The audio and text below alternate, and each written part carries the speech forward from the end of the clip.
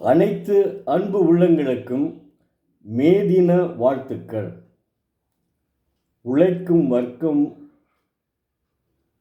உழைக்கும் வர்க்கத்திற்கு உகந்த நாள் மே தினம். மே தின வாழ்த்துக்கள். இன்று அனைத்து அன்பு உள்ளங்களுக்கும் இனிய காலை வணக்கம். இன்று ஒரு குறள். அதிகாரம் 31. வெகுளாமை என்பது கோபம் படாமை. அதாவது குறள் எண் 302.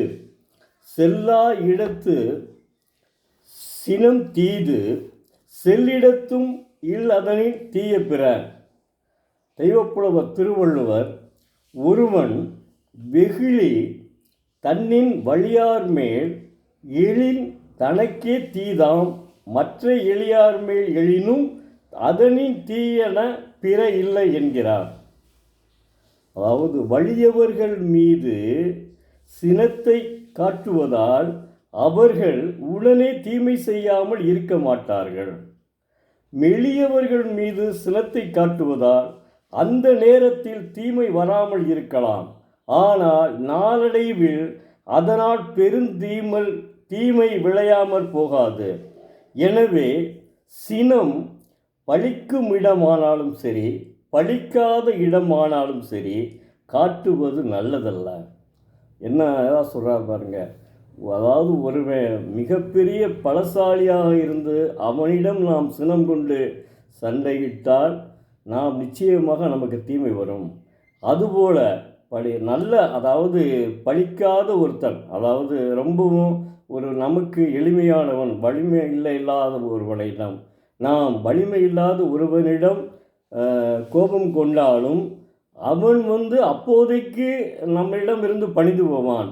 பின்னால் அதன் விளைவுகள் தென்படும், மிகப்பெரிய தீமையை உண்டாக்கும். இதனை எவ்வளவு அற்புதமாக 1.25 அடியில் சொல்லியிருக்கிறார் பாருங்கள். அதுதாங்க அவருடைய சிறப்பு.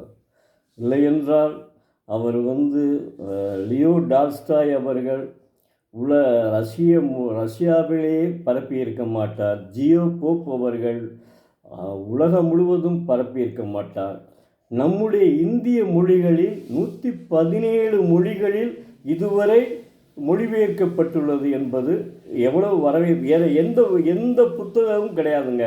இது ஒரு புத்தகம் மட்டும்தான், இந்த தெய்வப்புலவர் திருக்குறள் மட்டும்தான் 117 மொழிகளில் மொழிபெயர்க்கப்பட்டுள்ளது என்பதை நாம் தெரிந்து கொள்ள வேண்டும். 117 மொழிகளில் மொழிபெயர்க்கப்பட்ட ஒரே நூல் திருக்குறள் ஒன்றே.